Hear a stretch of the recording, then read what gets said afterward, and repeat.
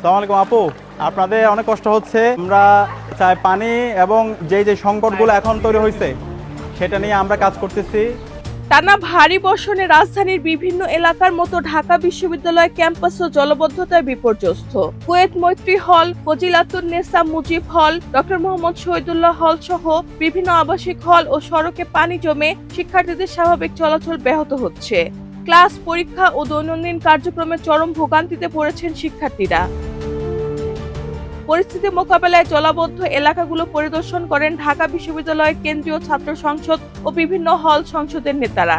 শিক্ষার্থীদের দুর্ভোগ কমাতে নেওয়া হয়েছে একাধিক তাৎক্ষণিক উদ্যোগ। ডাকসুর ভিপি সাদিক কায়েম জানান, জরুরি প্রয়োজনে শিক্ষার্থীদের যাতায়াত নিশ্চিত করতে কুয়েত মৈত্রী হল ও ফজিলাতুন্নেসা মুজিব হলের সামনে 4টি ভ্যানের ব্যবস্থা করা হয়েছে। এসব ভ্যানে শিক্ষার্থীরা বিনামূল্যে যাতায়াত করতে পারবেন।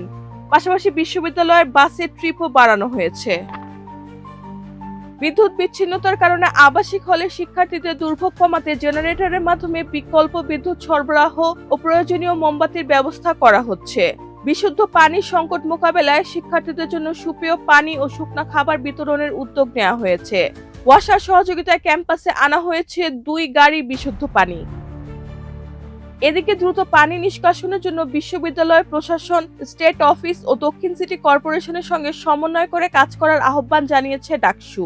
একই সঙ্গে চলমান জলবদ্ধতার কারণে 13 জুলাই অনুষ্ঠিতব্য ঢাকা বিশ্ববিদ্যালয়ের সকল পরীক্ষা স্থগিতের সিদ্ধান্ত নিয়েছে বিশ্ববিদ্যালয় প্রশাসন।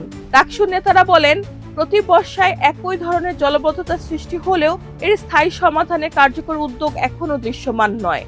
পরিকল্পিত ড্রেনেজ ব্যবস্থা ও দীর্ঘমেয়াদী পানি নিষ্কাশন ব্যবস্থার বাস্তবায়নের দাবি জানিয়ে তারা বলেন, শিক্ষার্থীদের নিরাপদ ও স্বাভাবিক ক্যাম্পাস নিশ্চিত করতে তাদের কার্যক্রম অব্যাহত থাকবে।